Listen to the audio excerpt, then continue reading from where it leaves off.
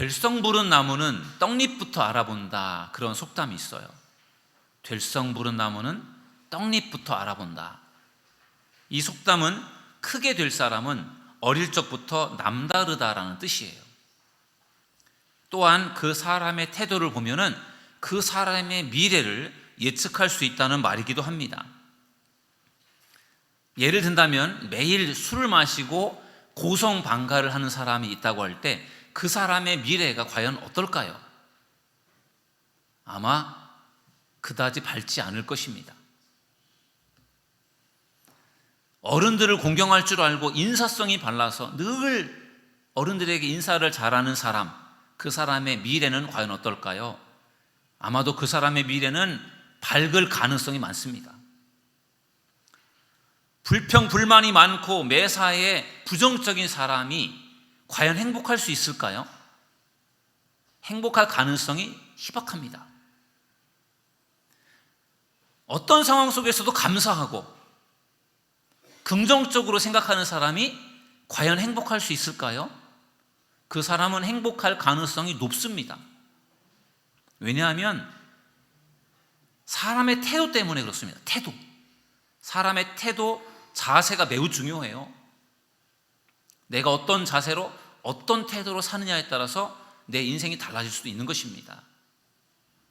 그러므로 우리 믿음의 사람들은 긍정적이고 그리고 적극적인 태도로 이 세상을 살아갈 수 있기를 주님의 이름으로 축원합니다. 전도 현장에서 전도를 하다 보면 다양한 사람들을 만나게 됩니다. 전도지를 아주 잘 받아가는 분들이 계세요. 그리고 전도지를 안 받는 사람도 있어요. 그리고 안 받는 것에서 멈추는 것이 아니라 아주 부정적인 반응을 보이는 사람들, 아주 불쾌하게 생각하고 그리고 아주 이상한 욕을 하고 그런 사람들을 만날 때도 있어요. 그런 사람을 만날 때 우리 전도자들의 태도가 매우 중요합니다. 그런 부정적인 사람들을 만나면 위축될 수 있고 주눅들 수가 있어요. 그런데 그런 순간에 당황하지 말고 웃으면서 인사를 하십시오. 좋은 하루 되세요. 선생님 좋은 하루 되세요. 이렇게 인사를 하면 그분들이 당황을 해요. 왜냐하면 자기들이 부정적으로 반응을 했는데 긍정적인 반응이 오니까 당황을 합니다. 웃는 얼굴에 침 못 뱉는다는 말이 있듯이 우리가 웃으면서 전도하고 웃으면서 대응하는 것이 최고의 전도임을 여러분들 믿으시기를 주의 이름으로 축원합니다. 오늘은 전도자의 자세에 대해서 말씀을 좀 나누려고 합니다. 전도자의 자세가 매우 중요해요. 될성 부른 나무는 떡잎부터 알아본다라는 그 말이 태도가 중요하고 자세가 중요하다라는 말이라고 제가 말씀을 드렸는데 전도를 하는 사람의 이 마음가짐 자세가 매우 중요하다라는 거예요. 오늘 고린도전서 9장 16절에서 23절을 중심으로 해서 우리가 배우고 품어야 할 전도자로서의 자세가 무엇인가 함께 배워보도록 하겠습니다. 첫 번째 자세는 두렵고 떨리는 마음으로 전도한다는 것입니다. 저를 따라하겠습니다. 두렵고 떨리는 마음으로 전도한다. 바울이 이렇게 고백합니다. 오늘 16절에 보니까 내가 복음을 전할지라도 자랑할 것이 없음은 내가 부득불할 일임이라. 만일 복음을 전하지 아니하면 내게 화가 있을 것이로다. 아멘. 여러분, 바울은 전도하는 자신을 결코 자랑하지 않았어요. 바울은 전도하는 것이 당연한 것이라고 생각을 했어요. 또한 더 나아가서 바울은요, 내가 전도를 하지 않으면 화가 있을 것이다. 그런 마음을 가지고 전도를 했어요. 전도를 하면 내가 상을 받을 것이다. 그런 마음이 아니라 내가 전도를 하는 것은 당연한 일이고 전도를 안 하면 내가 화를 당할지 모른다. 그런 마음을 가지고 전도를 했으니 바울이 얼마나 열심히 열정적으로 전도를 했겠습니까? 바사 제국 시대에 아하수에로 왕이라고 하는 왕이 그 바사 제국을 통치하고 있을 때 그 유대인들이 그 바사 제국에서 포로 생활을 했어요. 그리고 참 놀랍게도 그 유대인들 중에 에서더라고 하는 사람이 그 아하수에로 왕의 왕후가 됩니다. 놀라운 기적이었어요.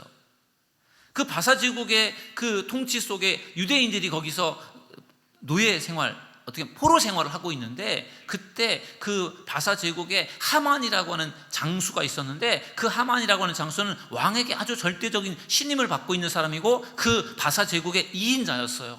근데 이 바사 제국의 2인자 하만에게 그 모르드게라고 하는 사람이 밉보여 가지고요, 그 바사 제국의 수산성에 살고 있는 모든 유대인들이 다 죽임을 당할 위기에 처하게 됐어요.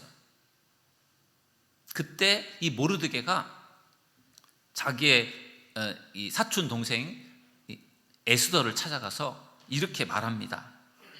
에스더 4장 14절에 보니까 이때 내가 만일 잠잠하여 말이 없으면 유다인은 다른 데로 말미암아 노임과 구원을 얻으려니와 너와 내 아버지 집은 멸망하리라. 아멘. 무슨 말입니까? 여러분, 그 당시에 유대인들은 바사 제국에서 포로 생활을 했어요. 그리고 2인자 하만이 유대인들을 다 전멸시키려고 계획을 세웠어요. 그거를 막을 수 있는 사람 아무도 없어요. 딱 한 사람이 있어요. 바로 왕후 에스더만이 그 하만의 계획을, 그것을 바꿀 수 있는 힘을 가지고 있는 사람이 에스더밖에 없어요. 다른 사람들은 아무 힘이 없어요. 그냥 가만히 있다가 죽을 수밖에 없는 그러한 상황이었습니다. 그때 이 모르드게가 자기의 사촌 동생 에스더를 찾아가 사는 말이, 너가 왕후가 된 것이 바로 이때를 위함이다. 너가 왕을 찾아가서 너가 좀 지금 이러한 상황을 이야기를 해서 우리 유대인들을 구해줘야지. 가만히 있으면 너는 살지 몰라도 나머지 유대인은 다 죽으니까 왕을 찾아가서 만나라. 왕에게 이러한 그 지금의 우리의 억울한 상황을 이야기를 해서 좀 우리를 살게 해달라. 그렇게 말을 하면서 너가 말하지 않고 잠잠히 있으면 너와 너의 아버지의 집이 멸망할 것이다. 이렇게 일종의 무서운 말을 해요. 그 말을 들은 에스더 왕후가 흔들립니다. 당시 그 바사 제국에는요, 왕후라고 할지라도 왕의 부름이 없이는 왕 앞에 갈 수 없었어요. 그 당시 워낙에 왕을 죽이려고 하는 많은 그러한 계획들이 있었기 때문에 왕의 부름이 없이는 왕후도 왕을 만날 수 없어요. 그런데 이 에스더 왕후가 왕의 부름을 받은 지가 한 달이 되었는데, 한 달 동안 부른 적이 없는데 에스더 왕후가 왕을 찾아간다라는 것은요, 죽으러 가는 거나 똑같은 거예요. 왕이 부르지 않았는데 왕을 만나러 간다. 죽으러 가는 거죠. 왕을 만나는 것조차도 이것이 죽을 수 있는 위험이 있는 것이고요, 왕을 만나서 자기가 유다인들을 살려달라고 이야기한다고 한들 왕이 그걸 들어줄 가능성도 별로 없어요. 잘못하다가는 자기도 죽고 유대인들도 다 죽을 수밖에 없는 그러한 상황이잖아요. 그런데 이 에스더의 마음속에 두렵고 떨리는 마음이 있었는데, 내가 안 하면 누가 하나, 그런 마음도 있었고, 내가 안 하면 모르드게가 한 말, 너와 너의 아버지 집이 멸망할 수 있다, 이 말이 에스더 왕후를 두렵게 한 것 같아요. 나 아니면 안 되고 내가 그 일을 안 하면 큰일 난다. 그래서 두렵고 떨리는 마음으로 에스더가 바로 아하수에로 왕을 찾아간 것 아니겠습니까? 아하수에로 왕이 에스더를 보면서 그에게 지팡이 금호를 내밀어서 에스더가 죽지 않고 왕을 만날 수 있게 해주고, 그 모든 것들이 정말 하나님의 놀라운 은혜였어요. 여러분, 사도 바울은 내가 복음을 전하지 않으면 나에게 화가 있을 것이다, 그런 그 두려운 마음으로 복음을 전했어요.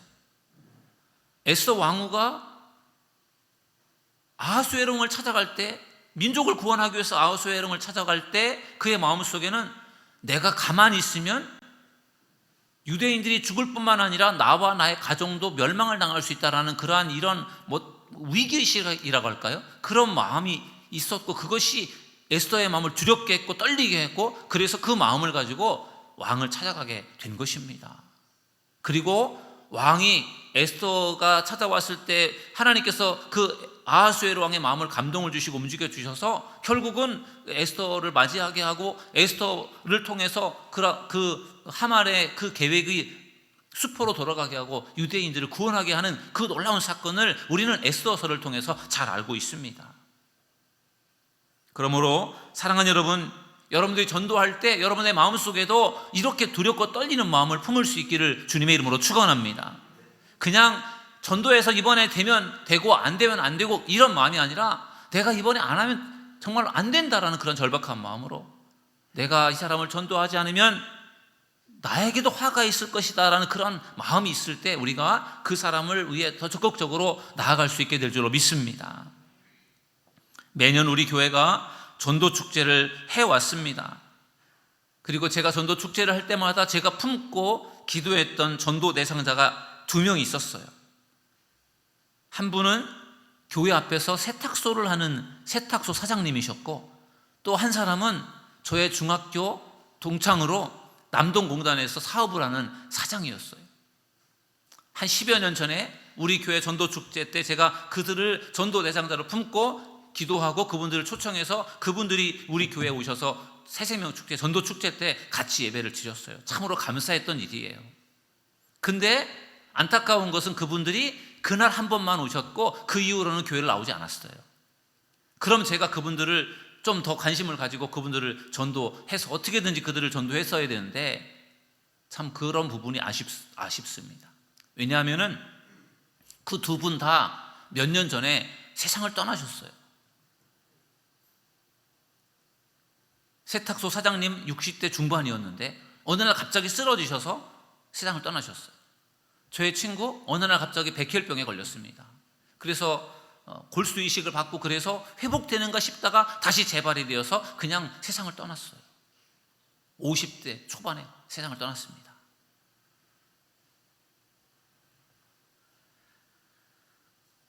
제가 전도 대상자로 품었던 그 2 사람이 저를 기다려주지 않더라고요. 그냥 어느 날 갑자기 세상을 떠나버렸어요. 그래서 저는 2 사람을 생각할 때 너무 미안한 마음이 큽니다. 내가 조금만 더 관심을 가졌더라면 그분들을 구원할 수 있었을 텐데. 제 생각 속에는 좀 천천히 전도하자, 올해도 전도하고 내년에도 전도하고 서서히 전도해서 무르익게 하자, 그런 마음을 제가 가졌던 것 같아요. 그런데 전도를 그렇게 해서는 전도를 할 수가 없는 것 같습니다.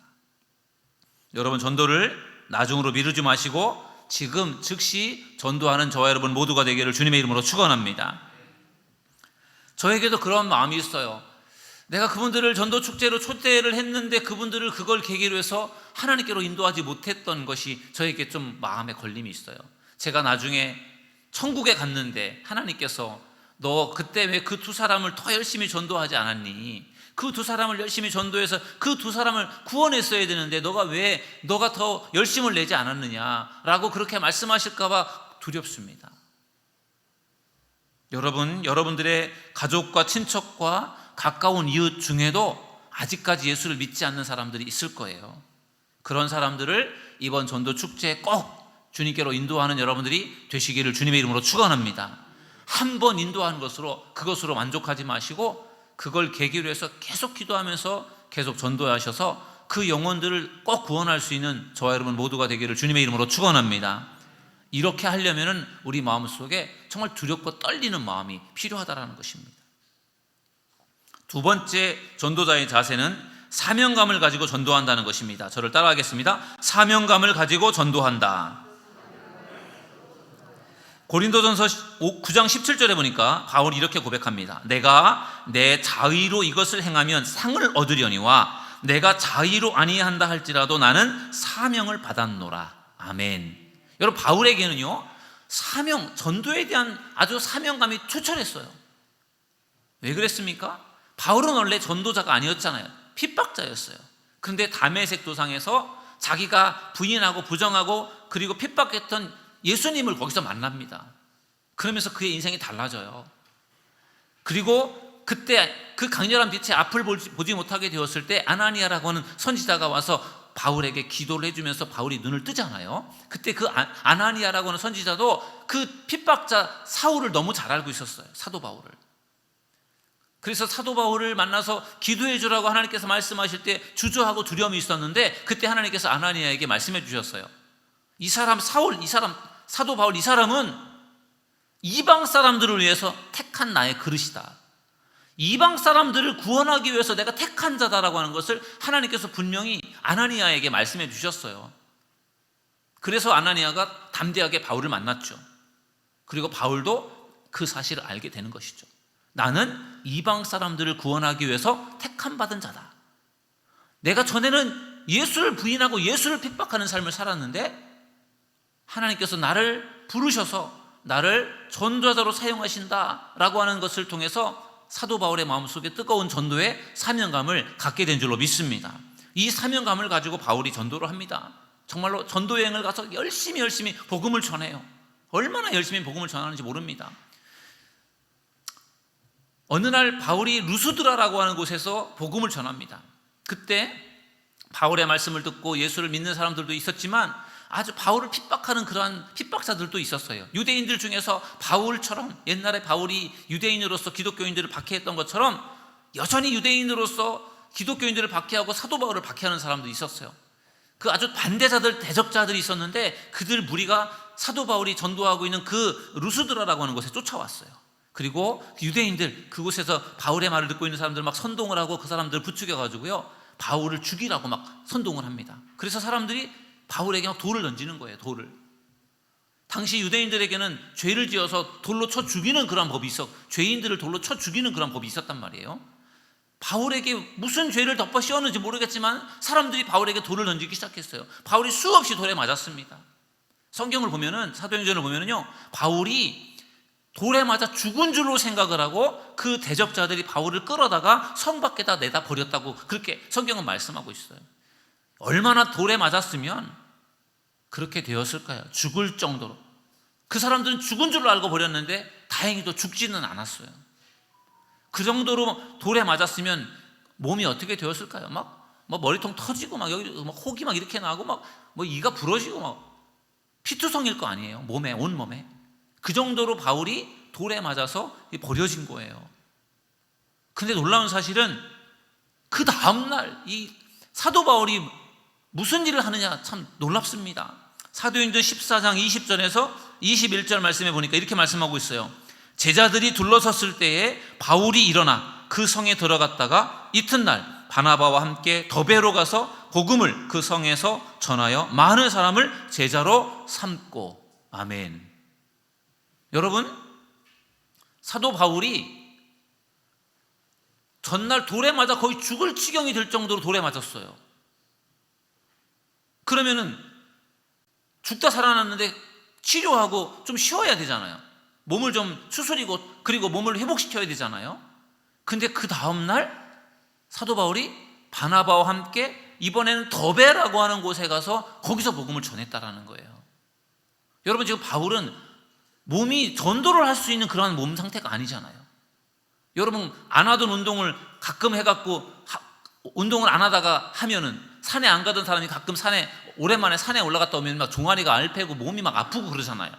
운동만 조금 하고 산에만 갔다 와도 몸이 막 아파가지고 막 움직일 때 막 아픈데, 아니 수도 없이 돌에 맞았다고 생각을 해보세요. 근데 그 사람이 그 다음날 또 전도 현장에 나가서 전도를 하는 걸 보면은요 정말 정상이 아니죠. 정상이 아니에요.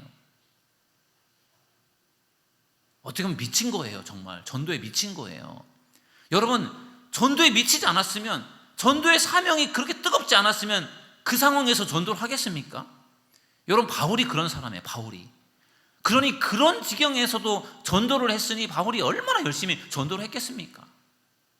정말 사명감을 가지고 내가 몸이 아프고 죽을 지경이지만 내가 다른 영혼을 어떻게든지 구원해야 되겠다는 그 사명감 때문에 나해가 아프고 내 몸이 안 좋은 것은 생각하지 않고 나가서 전도한 줄로 믿습니다.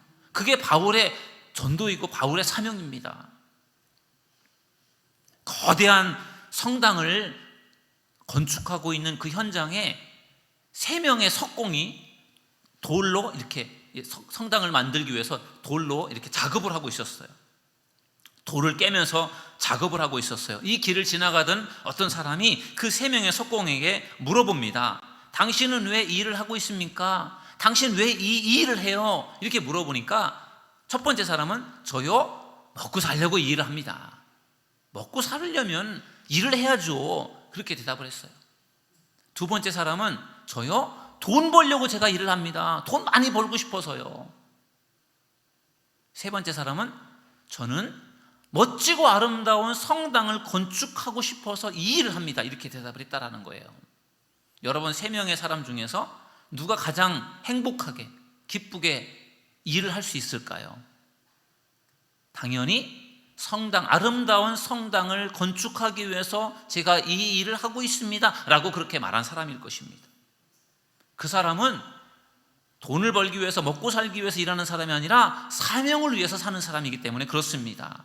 지금도 세상에는 세 종류의, 세 부류의 사람이 있습니다. 먹고 살기 위해서 사는 사람이 있어요. 돈을 벌기 위해서 사는 사람이 있어요. 사명을 이루기 위해서 사는 사람이 있습니다. 여러분들은 과연 이 세상에서 무엇을 위해서 왜 살고 계십니까? 먹고 살기 위해서요? 돈을 벌기 위해서요? 여러분에게 주신 사명을 위해서 살아가는 믿음의 성도들이 되시기를 주님의 이름으로 축원합니다. 하나님께서 여러분들에게 주신 분명한 사명이 있어요. 하나님께서 왜 여러분들을 이 땅에 보내주셨겠습니까? 왜 여러분들을 하나님께서 구원하셨겠습니까? 여러분들에게 주신 사명이 있기 때문에 그렇습니다. 그 사명을 위해서 이 땅에서 그 사명을 위해서 살아가는 저와 여러분 모두가 되기를 주님의 이름으로 축원합니다. 우리는 그리스도인으로 하나님의 부르심을 받은 사람들이에요. 하나님께서 부르신 우리들에게 주신 최고의 사명이 있는데 그것은 바로 전도입니다. 예수님께서 승천하시기 직전에 제자들에게 이렇게 말씀하셨죠. 사도행전 1장 8절 우리 다 같이 한번 읽어보실까요? 시작. 오직 성령이 너희에게 임하시면 너희가 권능을 받고 예루살렘과 온 유대와 사마리아와 땅끝까지 이르러 내 증인이 되리라 하시니라. 아멘. 여러분, 예수님께서 제자들에게 주신 명령이에요. 그런데 사도 바울은 그 자리에 바울은 그때 없었습니다. 예수님께서 제자들을 가르치고 제자들에게 말씀하실 때 사도 바울은 그 자리에 없었어요. 근데 사도 바울은 예수님께서 자기에게 하신 말씀은 아닌데 이 말씀 사도행전 1장 8절이 자기에게 하신 말씀이라고 생각했어요.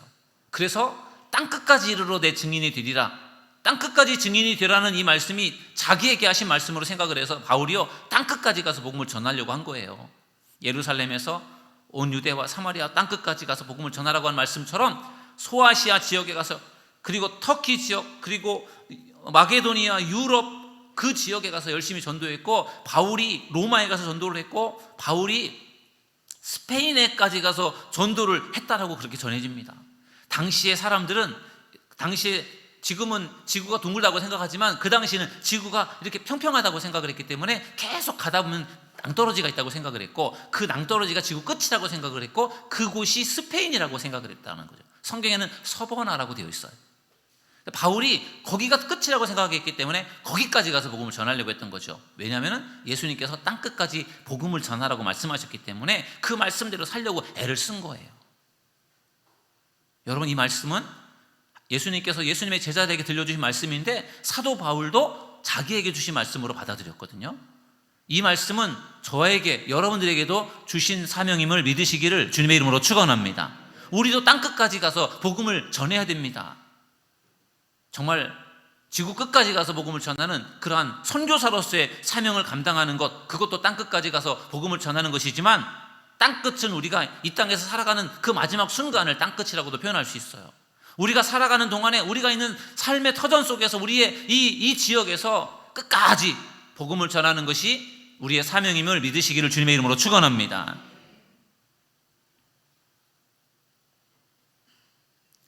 세 번째 전도자의 자세는 전도 전략을 세운다는 것입니다. 저를 따라하겠습니다. 전도 전략을 세운다.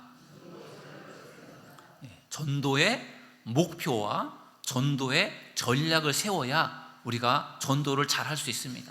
전도자로서의 올바른 자세를 갖기 위해서는 전도의 목표, 그리고 전도의 전략을 잘 세우는 것이 매우 중요합니다.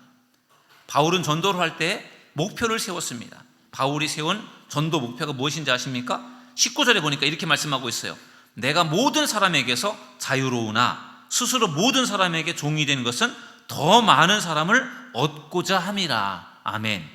바울의 전도 목표, 더 많은 사람을 얻는 것이, 그게 바울의 전도 목표예요. 더 많은 사람을 구원하는 것, 그것이 바로 바울의 전도 목표입니다. 이것은 우리 교회가 전도를 하는 목표이기도 해요. 우리 교회가 전도 축제를 하는 목표, 더 많은 사람을 얻기 위해서, 더 많은 영혼을 구원하기 위해서 우리 교회가 전도 축제를 한다는 것을 여러분들 믿으시기를 주님의 이름으로 축원합니다. 우리도 똑같아요. 전도 축제도 전략이에요. 혼자서 전도하는 것이 어렵지 않습니까? 그래서 교회적으로 전도 축제를 하는 거예요. 우리가 같이 전략적으로 준비를 하고, 그리고 전도대상자를 작정하라고 찾아보고, 그리고 같이 기도하고 신방도 하고 또 같이 전도도 하고, 전에는 바자회도 했었죠. 그러면서 뭔가 사랑도 베풀고 이러면서 우리가 전도 대상자들을 주님께로 인도하는 그러한 일들을 우리가 전략적으로 했단 말이에요. 왜냐하면 한 영혼을 주님께로 인도하는 것이 그게 쉽지가 않기 때문에 우리 나름대로의 전략을 가지고 그 일들을 진행을 하고 있는 것입니다. 바울은 전도 목표를 달성하기 위해서 전략을 세웠습니다. 그 전략은 이런 것이에요. 고린도전서 9장 22절에 보니까 약한 자들에게 내가 약한 자와 같이 된 것은 약한 자들을 얻고자 함이요, 내가 여러 사람에게 여러 모습이 된 것은 아무쪼록 몇 사람이라도 구원하고자 함이니. 아멘. 바울의 전도 목표는 더 많은 사람들을 구원하는 것이었고요, 그것을 위한 바울의 전략은 무엇인가 하면요, 다른 사람의 눈높이에 자기를 맞추는 것이었어요. 유대인들에게는 유대인같이, 율법 아래에 있는 사람에게는 율법 아래에 있는 사람처럼, 약한 자들에게는 약한 자처럼, 다양한 사람들에게 다양한 모습으로 거기에 맞추면서 그들을 얻으려고 했던 것이 바울의 전도 전략이었어요. 여러분, 이 사람에게는 이 사람에게 맞추고, 저 사람에게는 저 사람에게 맞추고, 이 맞춘다는 게 참 얼마나 어렵습니까? 부부가 함께 살면서 부부가 서로 맞추며 사는 것도 참 어렵잖아요. 너무너무 어렵잖아요. 그런데 바울은 그것을 사람마다 적용을 한 거죠. 유대인에게는 유대인처럼, 이방인에게는 이방인처럼, 율법 없는 자에게는 율법 없는 자처럼, 율법 있는 자에게는 율법 아래에 있는 자는 율법 있는 자처럼, 약한 자에게는 약한 자처럼, 강한 자에게는 강한 자처럼 다 그 사람에게 맞추는 거예요. 얼마나 어려운 일이에요. 근데 바울은 그렇게 했습니다. 그 이유가 무엇입니까? 어떻게 해서든지 한 사람이라도 더 얻으려고. 그 사람에게 맞추면 그 사람이 그래도 나와 가까워질 수 있잖아요. 내 말을 들어줄 수 있잖아요. 내가 하고자 하는 대로만 하려고 하면 그 사람이 나를 안 따를 수 있지만, 그 사람이 원하는 대로 내가 거기에 맞춰주면 그 사람이 내가 원하는 것도 들어줄 수 있잖아요. 바울이 그런 방식으로 전략을 가지고 사람들을 만나서 전도를 한 것입니다. 더 많은 사람을 얻기 위해서 그 사람들 각각에게 맞춘 거예요. 여러분, 지금도 전도를 잘하기 위해서는 전략이 필요합니다. 전략. 2015년도에 우리 교회에 작은 도서관을 시작했어요. 저는 작은 도서관을 시작한 이유가 전도를 위해서 한 거예요. 일종의 전략이에요. 교회가 믿지 않는 사람들을 어떻게 불러들일 수 있을까? 교회가 규모가 커서 이렇게 다양한 것들을 가지고 할 수 있다면 좋겠지만, 우리가 교회가 규모가 그렇게 크지 않으니까 할 수 있는 게 뭘까 생각할 때 도서관이 생각이 났어요. 그래서 우리 교회 안에 정말 조그맣게라도 도서관을 만들어 놓고 사람들이 와서 책을 볼 수 있게 하면 좋겠다, 책을 빌려갈 수 있게 하면 좋겠다. 그러면은 교회를 다니지 않는 사람들이라고 할지라도 도서관 때문에 교회를 올 것이고, 그리고 그 사람들을 만날 수 있는 일종의 접촉점이 되니까, 그래서 도서관을 한 거예요.